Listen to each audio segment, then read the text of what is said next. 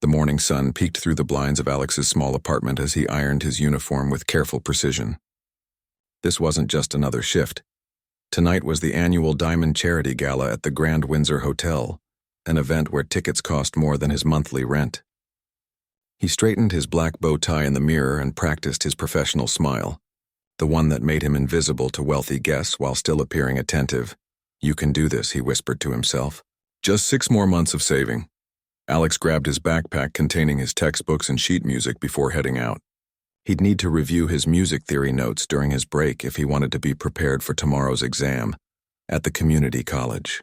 Balancing work and school wasn't easy, but his dream of becoming a professional pianist kept him going on days when exhaustion threatened to overwhelm him. The bus ride downtown took 45 minutes. Alex used this time to mentally rehearse the piece he'd been working on for weeks, Debussy's Clair de Lune. His fingers tapped silently against his thigh, moving through the complex patterns that had become second nature after countless hours of practice. The elderly woman sitting next to him noticed and smiled.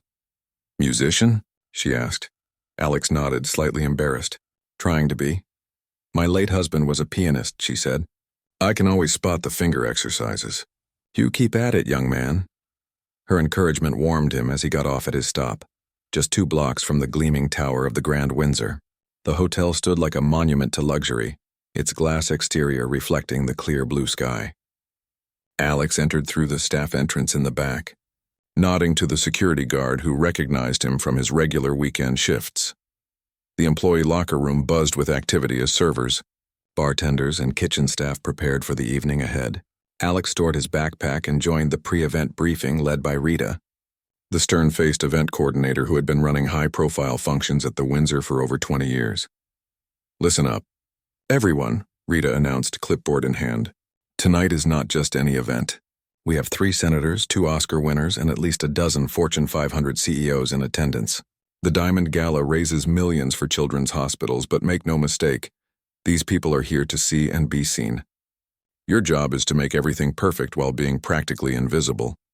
She went on to detail specific instructions: how to address guests, which VIPs had dietary restrictions, the precise timing of each course.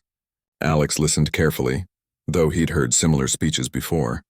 What caught his attention was Rita's mention of the entertainment. "The pianist, Thomas Kendrick, will arrive at 6 to set up. No one touches the Steinway except him, understood? He's playing during the cocktail hour and again before the keynote speaker." Alex couldn't help glancing toward the ballroom where he knew the magnificent grand piano waited. During slower shifts, he sometimes snuck in just to look at it. A concert grand Steinway worth more than he would earn in 5 years. Once, a housekeeping manager had caught him staring and shooed him away, assuming he might damage it somehow. After the briefing, the staff dispersed to their assigned stations. Alex and 4 other servers were tasked with setting up the crystal ballroom. They worked methodically, transforming the already elegant space into something magical. Alex arranged silverware with practiced precision. Dinner fork, salad fork, knife, soup spoon, dessert spoon, all perfectly aligned, 1 finger width from the edge of the table. "Hey, dreamer," called Thomas, a fellow server who had taken Alex under his wing when he first started. "You're doing that thing again." "What thing?" Alex asked, straightening a napkin. "That thing where you're physically here but your mind is somewhere else." "Let me guess, thinking about piano stuff?" Alex smiled sheepishly. "Is it that obvious?" "Only to me," Thomas replied, arranging crystal glasses in a perfect line. "How's school going anyway?" "It's good. Challenging. My professor thinks I should apply for the scholarship competition next month." "You definitely should," Thomas said, then lowered his voice. "Just don't tell Rita your career goal isn't to be the world's greatest server. She takes personal offense to that." They shared a quiet laugh and continued working. By 4 o'clock, the ballroom was transformed. White roses and orchids adorned each table, their subtle fragrance mingling with the smell of polished wood and fresh linen. Crystals hung from delicate chandeliers, promising to scatter rainbow light once illuminated. And there, on the small stage at the front of the room, stood the magnificent piano, its lid propped open like a black wing. During a brief lull before guests would arrive, Alex found himself drawn to the instrument. He approached it cautiously, not daring to touch but close enough to admire the craftsmanship. the gleaming black surface, the perfectly aligned keys of ivory and ebony, the elegant curve of its side. Beautiful, isn't it? Alex startled at the voice behind him. He turned to find Mr. Chen, the hotel's general manager, watching him with curious eyes. "I'm sorry, sir. I was just looking," Alex said quickly. Mr. Chen smiled. "No need to apologize. Do you play?" "Yes, sir. I'm studying piano at Metro Community College." "Interesting," Mr. Chen said, though his tone suggested it was merely a passing curiosity. "Well, best get back to your station. Guests will arrive soon." Alex nodded and hurried back to join the other servers gathering for final instructions. He couldn't afford to lose this job, not when tuition payments were due next month. By 6 o'clock, the ballroom began filling with guests in evening gowns and tuxedos. Alex moved efficiently between the kitchen and the floor, offering trays of champagne and hors d'oeuvres with a polite smile. He became what Rita had instructed, present but invisible, attentive but unobtrusive. The crowd grew, conversations hummed, jewelry glittered under the chandeliers. Alex noticed Rita checking her watch repeatedly, her usual composed expression giving way to concern. She spoke urgently into her headset, then marched toward the entrance. Alex continued his duties, collecting empty glasses and offering fresh ones. He overheard snippets of conversation about stock portfolios, vacation homes, and private schools. This was a world so different from his own that it sometimes felt like he was serving on another planet. By 6:30, Rita's concern had transformed into barely concealed panic. She huddled with Mr. Chen near the piano, both looking at their phones. Alex approached with a tray of champagne flutes, offering them to nearby guests before quietly stepping toward Thomas, who was working the same section. "What's going on?" Alex whispered. "Pianist's a no-show," Thomas replied under his breath. "Rita's freaking out because the keynote speaker specifically requested musical accompaniment for her entrance at 7. Alex's heart began to race. Before he could think better of it, he found himself walking toward Rita and Mr. Chen. "Excuse me," he said quietly. Rita gave him an impatient glance. "Not now. We're handling a situation." "I know, ma'am. That's why I'm here. I heard about the pianist and I might be able to help." Mr. Chen raised an eyebrow. "You?" "I study piano at Metro College. I've been playing for 15 years, Rita looked skeptical. "This isn't an open mic night, Alex. This is the Diamond Gala." "I understand, but I know several classical pieces by heart, including some Debussy and Chopin.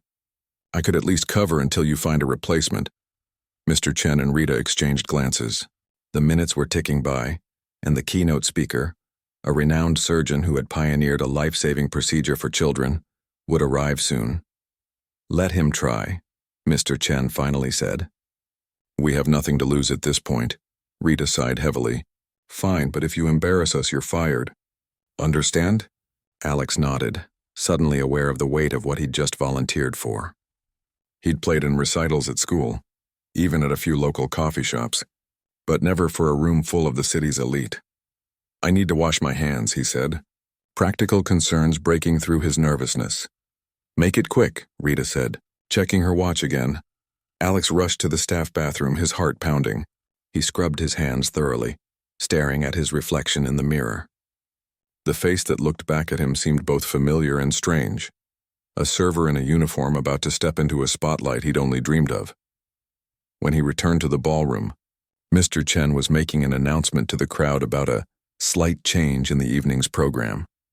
Alex removed his serving jacket and straightened his bow tie. Thomas appeared at his side, giving his shoulder a supportive squeeze. "You've got this," he whispered. "Just pretend you're practicing in that empty classroom you're always telling me about." Alex nodded gratefully and approached the piano. He could feel eyes turning toward him, curious, skeptical, indifferent. The weight of those gazes settled on his shoulders as he sat on the bench and adjusted its height. The polished keys gleamed under the soft lighting. Alex placed his fingers on them, feeling their cool smoothness. He took a deep breath, closed his eyes for just a moment, and began to play. The first notes of Clair de Lune floated into the air, tentative at first, then growing in confidence. Alex felt the familiar calm that always came when he played, the world narrowing to just his hands and the music they created. The piece he'd practiced in empty classrooms and on the worn upright piano in his apartment now filled the grand ballroom. dancing among the chandeliers and wrapping around the guests in their expensive attire. He wasn't just playing the notes. He was telling a story, his story with every rise and fall of the melody. And as the final notes faded into a hushed room, Alex opened his eyes to find something he never expected. A sea of faces turned toward him, glasses and conversations forgotten, listening with rapt attention to the server who had suddenly become visible. The silence held for one breathless moment before the room erupted in applause. The applause washed over Alex like a warm wave. For a moment he sat frozen at the piano bench, unable to believe what was happening. These were people who attended symphony performances in private boxes, who had music played at their homes by professionals during dinner parties. Yet here they were, applauding him, a server who practiced on a second-hand upright piano with sticky keys. He stood and gave a small, awkward bow as Rita approached, her expression a mix of shock and relief. "Where did that come from?" she whispered, her usual stern demeanor momentarily replaced by genuine surprise.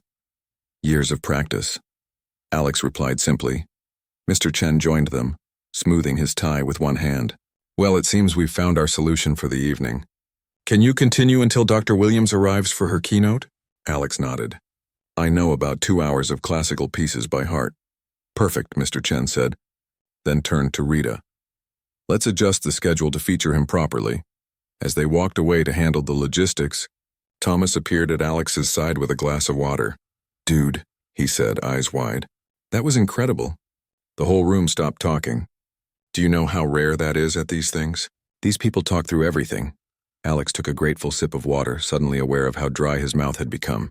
"Thanks, I still can't believe they're letting me play." "Letting you?" "They're lucky to have you," Thomas said. "Mrs. Harrison over there, the one in the blue dress with enough diamonds to sink a ship. She asked me who you were. She thought you were some famous pianist playing incognito for publicity." Alex laughed, but his moment of celebration was cut short as Rita returned with a revised schedule. "You'll play for 20 minutes now, then take a short break while they serve the first course," she explained. "Then another set before Dr. Williams speaks. Here's the program we've printed up." She handed him a hastily created card listing him as Alexander Taylor, pianist under the evening's entertainment. Seeing his name printed there, even on a last-minute addition, made everything suddenly feel real. Alex took a deep breath and returned to the piano. This time as he sat down, he noticed the guests watching him with interest rather than looking through him, as they had done earlier when he carried trays of champagne. He began with a Chopin nocturne, letting the gentle melody build slowly. As he played, he glanced around the room, taking in details he'd never had the luxury to notice before. A silver-haired gentleman closed his eyes, swaying slightly to the music. 2 women paused their conversation, wine glasses held mid-air, to listen. Near the back of the room, a group of younger guests, probably the children of donors, had stopped scrolling on their phones to watch him. Alex felt a strange sense of power in that moment. Not the power that came with wealth or status, but the power of art to transcend those boundaries. His fingers moved across the keys with growing confidence, finding the emotion in each phrase, each harmony. When he finished the nocturne, he moved seamlessly into a Bach piece, then a lighter Mozart sonata that brought smiles to several faces. Time seemed to both stretch and compress as he played. Before he knew it, Rita was signaling that his 20 minutes were up. The applause was even stronger this time. Alex stood, bowed again, a bit more confidently, and stepped away from the piano as servers began bringing out the first course. "That was outstanding," Mr. Chen said, appearing beside him. "Truly outstanding. We've received numerous compliments already." "Thank you, sir," Alex replied, unsure what else to say. "Take a short break, but stay in the ballroom. Guests will want to speak with you." As Mr. Chen predicted, Alex barely had time to catch his breath before being approached by a tall woman in a burgundy gown. "Young man, your playing is exquisite," she said. "Where did you study?" "I'm currently at Metro Community College," Alex replied. "I hope to transfer to the conservatory next year if I can get a scholarship." She looked surprised.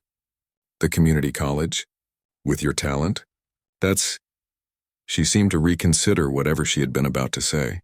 "Well, you play beautifully. I'm Diane Blackwell, by the way." Alex recognized the name immediately.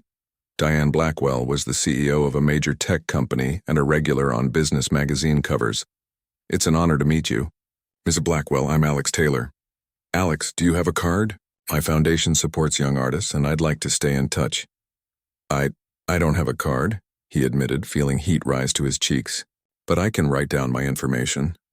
She smiled and handed him a sleek business card of her own. Please do. On the back of mine. As she walked away with his contact information, Alex felt a tap on his shoulder. It was Thomas, back in server mode, balancing a tray of appetizers. Sorry to interrupt your networking, Maestro, but Rita wants to know if you're planning to eat before your next set. Kitchen can make you a plate. The mention of food reminded Alex that he hadn't eaten since a hasty sandwich at noon. That would be amazing, thanks. Come to the staff area in 5 minutes. I'll have something waiting. Thomas winked and returned to circulating among guests. Alex made his way toward the kitchen, but his path was blocked by more guests wanting to compliment his playing. An elderly gentleman with kind eyes asked detailed questions about his technique. A young woman who introduced herself as a music teacher at a private school wanted to know what pieces he planned to play next. By the time Alex reached the staff area, he felt dazed by the attention. The kitchen was a stark contrast to the ballroom. Bright fluorescent lights, the clatter of dishes, chefs calling out orders. It reminded him that he still belonged to this world, despite his brief foray into the spotlight. Thomas had saved him a plate of the same gourmet food being served to the guests, something the staff were strictly forbidden from eating. Chef's orders, Thomas explained with a grin. He said, and I quote, "Artists need proper fuel." Alex ate quickly, savoring flavors he'd only ever smelled before. As he finished, Rita appeared in the doorway. 10 minutes until your next set, she said. Dr. Williams has arrived and is very excited to hear you play. Apparently, she's quite the classical music enthusiast. No pressure, Alex muttered, wiping his mouth with a napkin. Rita's expression softened slightly. You know, I've been running these events for 20 years. I've seen professional musicians who couldn't capture a room the way you did tonight. She straightened her blazer. Don't tell anyone I said something nice. I have a reputation to maintain. Before Alex could respond, she was gone, barking orders at a new server who had placed water glasses incorrectly. Back in the ballroom, the atmosphere had shifted. Dinner was being served. Conversations flowed freely, and the initial formality had relaxed slightly. Alex noticed a woman at the center table who hadn't been there before, Dr. Williams, presumably. She was middle-aged with silver-streaked dark hair, animated as she spoke with those around her. Mr. Chen motioned for Alex to return to the piano. This time, as he took his seat, he felt less like an imposter and more like he belonged there. If only for tonight. For his second set, Alex chose more emotive pieces, a stirring Rachmaninoff prelude followed by a gentle Schubert impromptu. He poured everything he had into the music, all the years of dawn practice sessions before school, all the late nights after double shifts, all the dreams that seemed just out of reach. As the final notes of the Schubert piece faded, Alex looked up to see Dr. Williams watching him intently. She was the first to start applauding, standing from her seat to offer a standing ovation that quickly spread throughout the room. Mr. Chen approached the piano with a microphone in hand. Ladies and gentlemen, that was the incredibly talented Alexander Taylor. And now it is my great honor to introduce our keynote speaker, Dr. Eleanor Williams, whose groundbreaking work in pediatric cardiac surgery has saved countless young lives. Dr. Williams took the microphone, her warm smile directed first at Alex. Thank you for that beautiful music. Mr. Taylor, I requested musical accompaniment tonight because I believe deeply in the healing power of art. What I didn't expect was to be so moved before even beginning my speech. She turned to address the crowd. Music, like medicine, requires both technical precision and heart. We've just witnessed both. Alex slipped away from the piano as Dr. Williams began her speech about the children's hospital that would benefit from the evening's fundraising. He stood at the back of the room, listening to her passionate words about giving all children, regardless of their family's means, access to life-saving medical care. Something in her message resonated deeply with him. Just as healthcare shouldn't be only for the wealthy, perhaps opportunities in the arts shouldn't be limited by one's financial circumstances either. As the speech concluded to enthusiastic applause, Alex felt a new sense of purpose crystallizing within him. Tonight had shown him what was possible. For years he'd been practicing in empty rooms, playing for an audience that existed only in his imagination. Now that he had experienced the real thing, he couldn't go back. The evening was only half over and already his life had changed course. As guests began making their way to the dessert buffet, Alex noticed Dr. Williams approaching him, her expression curious and kind. "Mr. Taylor," she said, extending her hand, "I believe we have something to discuss." Alex shook Dr. Williams's hand, trying to hide his nervousness. Her palm was warm and her grip firm, the hand of someone who held lives in her care every day. "It's an honor to meet you, Dr. Williams," he said. "Your speech was inspiring, as was your playing," she replied, her eyes studying him with keen interest. "Mr. Chen tells me you're studying music while working here. That takes dedication." Alex nodded. "It's been challenging, but worth it. I'd like to hear more about your journey, if you don't mind."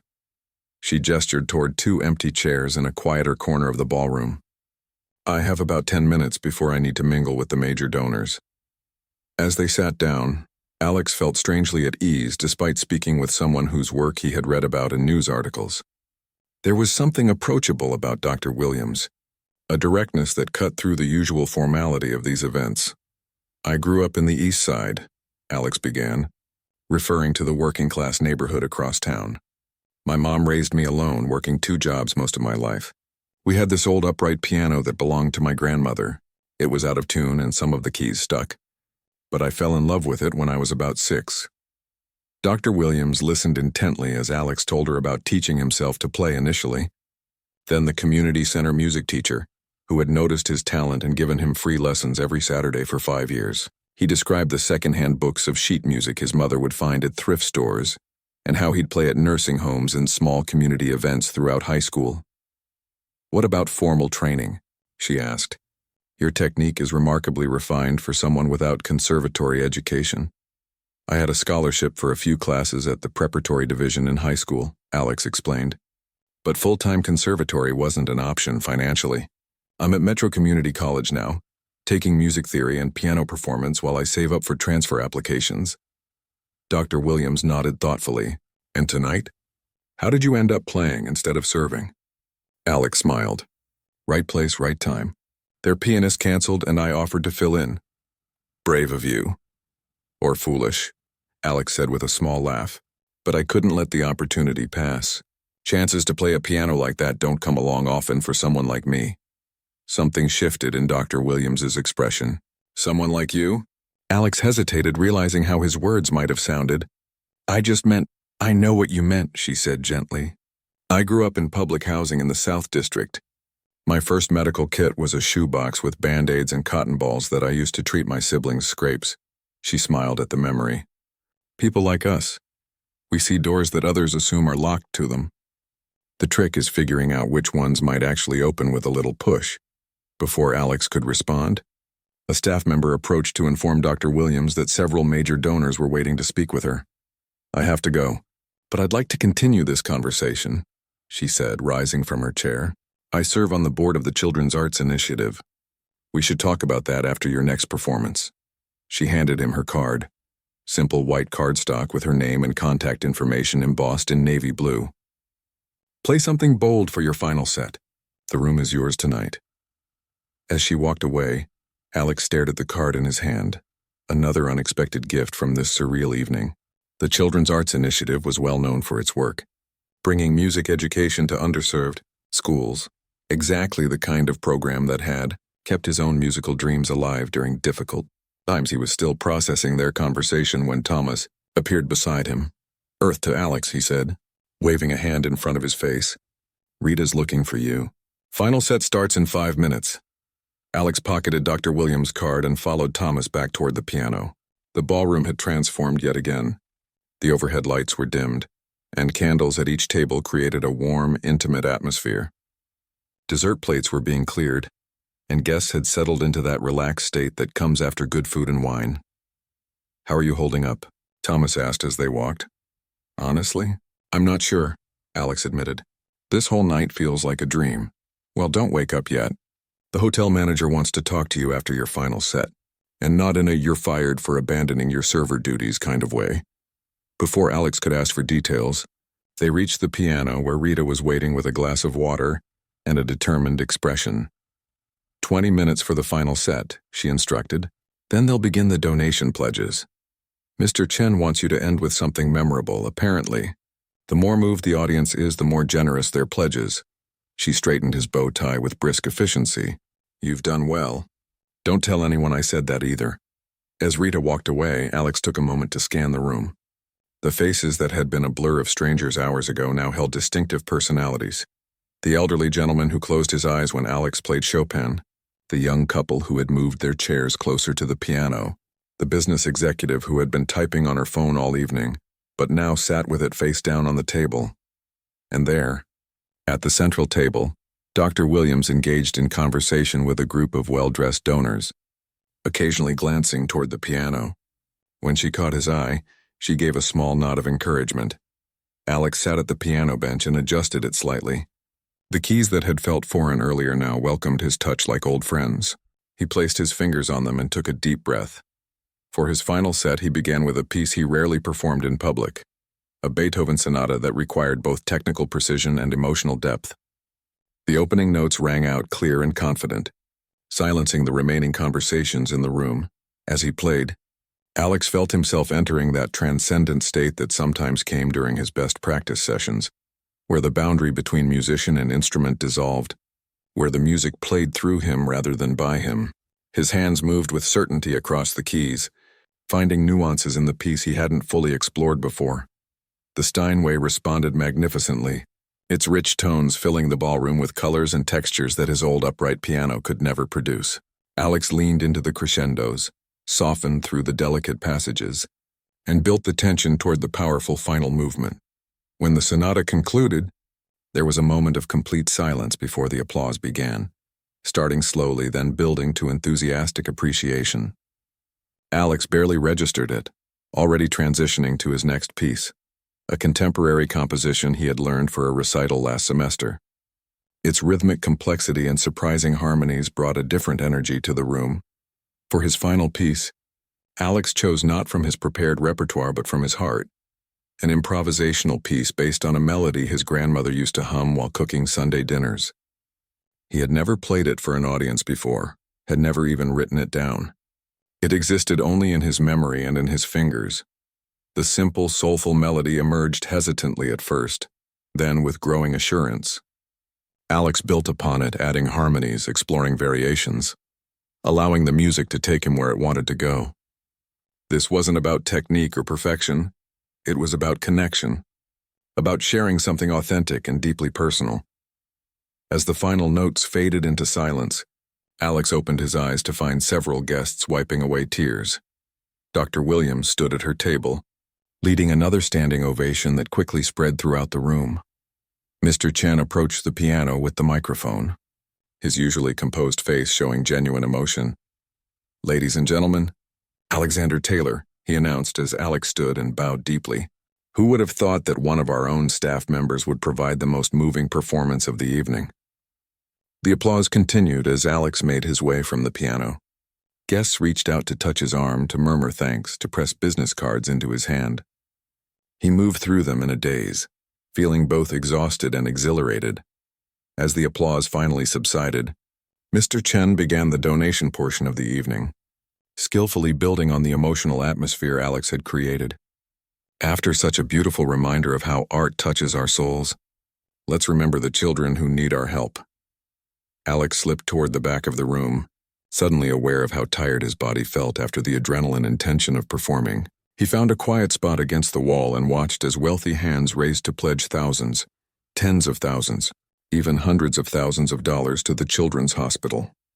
Tomas appeared with a glass of champagne, breaking all the rules about staff drinking at events. "You earned this," he whispered. "Just don't let Rita see." Alex took a grateful sip, the bubbles sharp and celebratory on his tongue. "I can't believe what just happened." "Believe it," Thomas said. "Your playing was incredible. You moved people in there, real people with real influence." "Mr. Taylor." They both turned to find Mr. Chen approaching, his expression unreadable. "Sir, Alex began, quickly hiding the champagne glass behind his back. "I'd like to speak with you in my office, please," Mr. Chen said. "After we conclude here." Thomas gave Alex a reassuring pat on the shoulder before disappearing back into server mode. Alex stood alone, wondering if he was about to be reprimanded for abandoning his duties or praised for saving the evening. Either way, something told him his life had already changed irrevocably. As the pledge drive concluded with a record-breaking total, Dr. Williams made her way through the crowd toward him. Determination written across her face. "Mr. Taylor," she said, "I hope you're ready for what comes next." The gala was winding down. Guests lingered over coffee and cordials, their conversations hushed and satisfied after an evening of good food, music, and charitable giving. Alex stood in Mr. Chen's spacious office on the hotel's top floor, gazing out at the city lights spread below like scattered stars. From this height, the neighborhood where he lived was just a cluster of distant lights, another galaxy entirely. The door opened and Mr. Chen entered with Dr. Williams and a woman Alex hadn't spoken with yet, an elegant older lady with silver hair and impeccable posture. "Alex, this is Mrs. Patricia Reynolds," Mr. Chen said. "She's a longtime patron of the hotel and a significant supporter of the arts in our city." Mrs. Reynolds extended her hand. "Young man, your playing tonight was extraordinary. Truly extraordinary." "Thank you, ma'am," Alex replied, still feeling slightly dazed by the evening's events. "Please, sit down." Mr. Chen gestured to the seating area with leather chairs arranged around a low table. As they settled in, he continued, "I wanted to speak with you privately because several opportunities have arisen as a result of your performance tonight." Alex sat up straighter, his tiredness momentarily forgotten.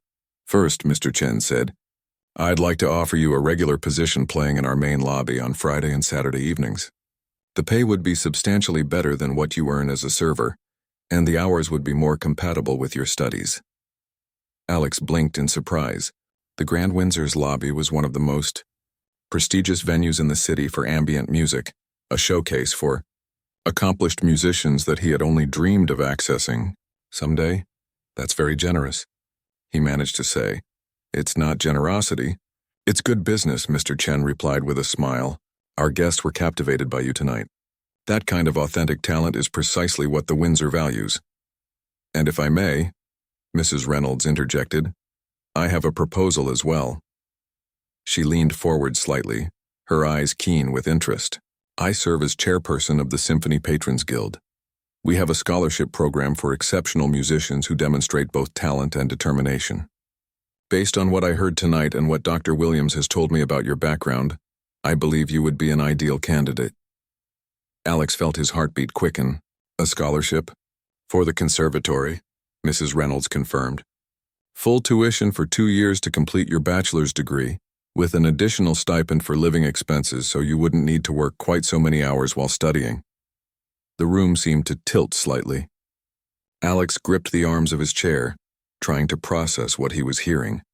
The conservatory, the city's premier music school, whose steep tuition fees had always made it seem as unreachable as the moon.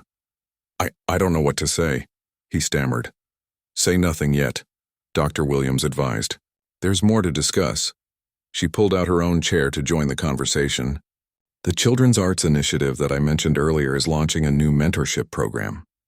We pair talented musicians with children from underserved communities, kids who show promise but lack access to formal training." She leaned forward, her expression earnest. "What these children need most isn't just instruction, Alex.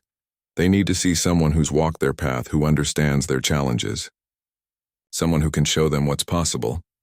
Alex nodded slowly, thinking of Mr. Garcia, the community center music teacher who had given him free lessons all those years ago.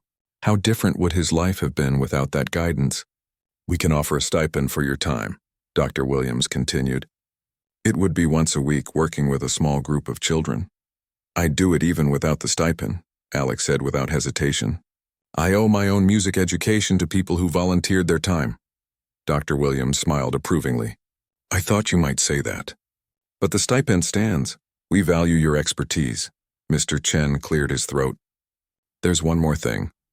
He opened a folder on the table and pushed forward a sheet of paper. "The gala tonight raised over $2 million for the Children's Hospital, a record amount. But something unexpected happened during your final performance." He pointed to a list of pledges. Several donors specifically requested that a portion of their contributions go toward establishing a music therapy program at the hospital. They were moved by your playing and asked if you might be involved in some capacity. Alex looked at the paper, trying to make sense of the numbers there. The sheer amount of money dedicated to this new program, over $250,000, was difficult to comprehend. People respond to authenticity, Mrs. Reynolds explained gently. Your playing came from somewhere real, somewhere genuine. It reminded everyone in that room of the healing power of music, something particularly relevant for a children's hospital. This is overwhelming, Alex admitted, looking from face to face. This morning I was just a server trying to pay my bills and get through school. And now you have options, Dr. Williams said. But I don't want you to feel pressured to decide anything tonight. Take some time to consider each opportunity carefully. Mr. Chen nodded in agreement. The hotel position is yours whenever you're ready. No audition necessary, you've already proven yourself.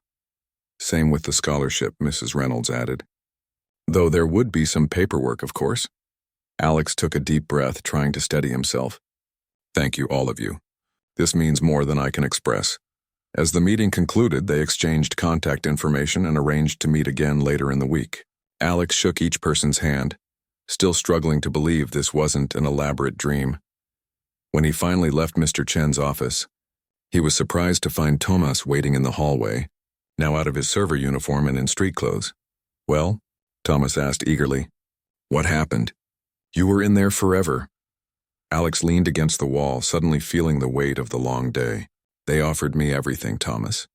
A regular gig playing in the lobby, a scholarship to the conservatory, a teaching position with kids, even something about a music therapy program at the hospital. Thomas's eyes widened. Are you serious? That's incredible. He gave Alex a playful punch on the shoulder. See? I told you your talent would get noticed someday. It doesn't feel real, Alex said, shaking his head. What if I can't live up to their expectations? What if I freeze next time or… Stop, Thomas interrupted firmly. I've heard you practice for months. I've seen how hard you work. This isn't luck, Alex. You earned this. They walked together toward the employee exit, the grand ballroom now being cleaned by the night staff. The Steinway piano stood silent and majestic on its small stage, already being covered for the night. Will you take all of it? Thomas asked as they stepped outside into the cool night air. I don't know, Alex replied honestly. The schedule would be intense even if I quit serving. But you would quit serving, right? I mean, no offense to our noble profession, but… Alex laughed. Yeah, I'd give notice. Though I might miss your running commentary on the guests. They walked toward the bus stop, the streets quiet at this late hour. Alex felt the weight of several business cards in his pocket, tangible proof that the evening hadn't been imagined. I should call my mom, he said suddenly, pulling out his phone. Despite the late hour, he knew she'd want to hear about everything immediately. While he waited for her to answer, Alex thought about how much his life had changed in a single evening. Just hours ago, he had been arranging silverware, invisible to the wealthy guests who would dine at those tables. Now those same people had applauded him, offered him opportunities, really seen him for the first time. His mother answered on the third ring, her voice sleepy but immediately concerned. Alex, is everything okay? It's so late. Everything's more than okay, Mom, he said, his voice catching slightly. Remember how you always told me to keep playing, that someday the right people would hear me? Of course I remember. Well, they heard me tonight. As Alex began to explain what had happened, he watched the city bus approaching, its headlights cutting through the darkness. It would take him back to his apartment, to his old life, but he would return a different person than the one who had left that morning. Thomas stood beside him, respectfully quiet as Alex spoke with his mother, but offering a supportive presence. In the background, he could hear his mom beginning to cry, happy tears, the kind she had shed at his high school graduation when he'd been awarded a small music scholarship, despite all the odds. I'm so proud of you, she said, her voice trembling. Your grandmother would be too. She always said that old piano would take you places. As Alex boarded the bus with Thomas still talking with his mom, he realized that tonight wasn't just about his talent being recognized. It was about doors opening, yes, but also about the responsibility that came with walking through them. The children he might teach, the patients who might benefit from music therapy. the audiences he might reach, they were all part of a bigger picture that was just coming into focus. The bus pulled away from the curb, leaving the gleaming towers of the Grand Windsor behind. But unlike all the other nights when Alex had left work tired and anonymous, tonight he carried something precious with him. Possibility. "Hey," Thomas said quietly after Alex finished his call. "Whatever you decide to do, just remember tonight.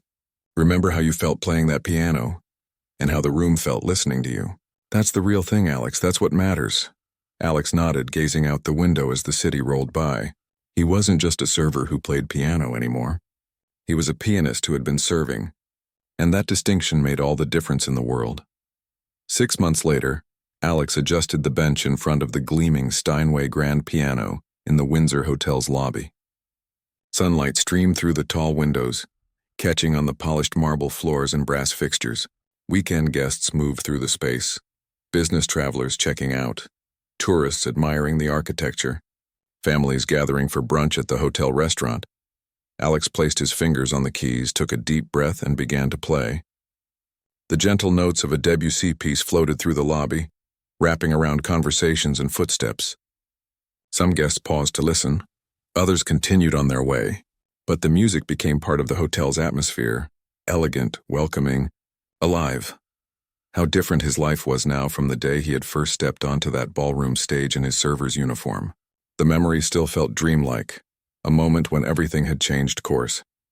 He had accepted all 3 opportunities: the hotel position, the conservatory scholarship, and the teaching role with the Children's Arts Initiative. His schedule was demanding, but for the first time, everything in his life revolved around music. No more double shifts carrying trays of champagne. No more struggling to stay awake in theory class after working until 2 a.m. His hands now served only the piano keys. As Alex transitioned smoothly into a jazz standard, he noticed a familiar face entering the lobby, Dr. Williams carrying a small gift bag. She waited patiently near a column, watching him play with a pleased expression. When he finished the piece, he nodded to acknowledge her presence. She approached the piano as he began a new song, one that allowed him to speak while playing. "Good afternoon, Dr. Williams," he greeted her warmly. "Alex," she replied with a smile, "you sound wonderful. This space was made for your music. Thank you for coming. I wasn't sure if you'd make it. I wouldn't miss it," she said, placing the small gift bag on top of the piano. "Today's a big day." Alex nodded, his fingers continuing their dance across the keys. In just a few hours, he would be heading to the Children's Hospital for the official opening of its new music therapy room. The program he had unknowingly inspired at the gala had become reality, faster than anyone had expected thanks to generous donors and Dr. Williams' determined leadership. "Nervous?" she asked. "A little," he admitted. "It's one thing to play for an audience, but knowing that music will be used to help children heal, it feels like a bigger responsibility." "That's because it is," Dr. Williams said. "But you're ready for it." She glanced at her watch. "I should let you finish your set. I'll see you at the hospital at 3. As she walked away, Alex continued playing, his mind drifting to all that had happened since that fateful night. His first week at the conservatory had been intimidating. Most students had been training at elite programs since childhood, and many came from musical families with connections throughout the industry. He had felt like an outsider, the former server who had somehow slipped through the gates. But then came his first performance at the student recital. The whispers had started immediately after, about his unusual intensity, his emotional connection to the music, his distinctive style that didn't quite fit any traditional school. His professor had pulled him aside afterward. "You play like someone who found music rather than someone who was given it," he'd said. "Never lose that hunger." Transitioning into a more upbeat piece, Alex smiled at a young girl who had stopped to watch him, her eyes wide with wonder. He winked at her, and she giggled before her parents gently guided her toward the elevators. That was another change. Being seen. After years of people looking through him as he carried their plates and refilled their water glasses, now they watched him, listened to him, sometimes even approached him after he finished playing to express appreciation or ask questions about a particular piece. The hotel gig had provided not just steady income, but exposure. Music directors from theater companies, choir conductors, even a film composer had left their cards after hearing him play. Small opportunities began to accumulate, accompanying a vocalist at a corporate event, playing at a gallery opening, recording piano tracks for a local filmmaker's project. As his set in the lobby drew to a close, Alex glanced at the small gift bag Dr. Williams had left. Curious, he opened it to find a framed photograph of himself sitting at a smaller upright piano, surrounded by 5 children of various ages, all looking at the camera with bright smiles. It had been taken during his first session with the Children's Arts Initiative 3 months ago. Attached was a note in Dr. Williams's precise handwriting. Thought you might want a reminder of why it all matters. See you at the hospital opening. Alex carefully placed the frame back in the bag. Those Saturday morning classes had quickly become the highlight of his week.